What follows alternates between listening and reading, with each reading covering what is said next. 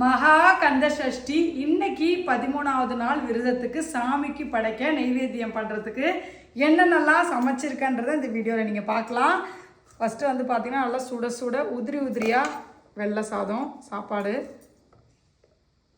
அடுத்தது வந்து பார்த்திங்கன்னா வெண்டைக்காய் போட்டு புளிக்குழம்பு என்னோட ரொம்ப ஃபேவரட் இது. இதுக்கு வந்து பெஸ்ட்டு காம்பினேஷன் வந்து பார்த்திங்கன்னா முட்டைக்கோஸ் பொரியல் தான். முட்டைக்கோஸ் பொரியல். வீடே வந்து ஒரே இனிப்பு வாசனையாக எண்ணெய் பலகார வாசனையாக இருக்கா, இந்த டைமில் வந்து பருப்பு ஐட்டம்லாம் சாப்பிட்டா அவ்வளோ நல்லா இருக்காது. அதனால் வந்து புளிக்குழம்பு வச்சுட்டேன். கொஞ்சம் வத்தல்.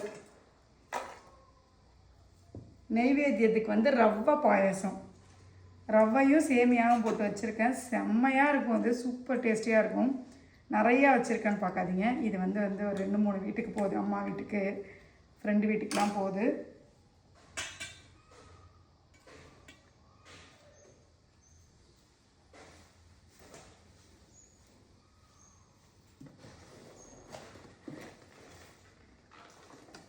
நிறைய பேர் வந்து முருகருக்கு விரதம் இருந்துட்டு இருக்கீங்க. கந்த சஷ்டிக்கு நீங்கள் வேண்டின எல்லா வேண்டுதலும் நிச்சயமாக நிறைவேற தான் போகுது.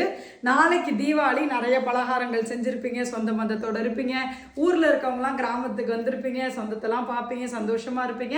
இந்த சந்தோஷத்தில் தயவு செஞ்சு சேஃப்டியை மறந்துடாதீங்க. ஏன்னா குழந்தைங்க பட்டாசு வெடிக்கும் போது தயவு செஞ்சு பொறுமையாக பக்குவமாக பார்த்து பக்கத்துலேயே இருந்து செய்ய சொல்லுங்கள். காரணம் என்னென்னா, சின்னதாக சுட்டுட்டா கூட தாங்கிக்கவே முடியாது. ஏன் இதை நான் திரும்ப சொல்லிக்கிட்டு இருக்கேன்னா, அது வந்து பெரிய தழும்பாவே நிறைய பேருக்கு மாறிடும். அதனால் ப்ளீஸ் ப்ளீஸ் ப்ளீஸ் நீங்கள் வெடி வெடிக்கிறதுக்கு முன்னாடி பக்கத்தில் வாளியில் தண்ணி வச்சுட்டு மத்தாப்பெல்லாம் கொடுத்துனா அதுக்குள்ளே போடுங்க.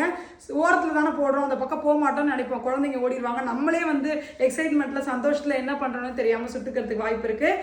சேஃபாக இந்த தீபாவளியை சந்தோஷமாக மகிழ்ச்சியாக எல்லாரும் ரொம்ப ரொம்ப ரொம்ப ஹாப்பியாக கொண்டாடணும்னு நான் முருகர்கிட்ட வேண்டிக்கிறேன். எல்லா புகழும் முருகருக்கே.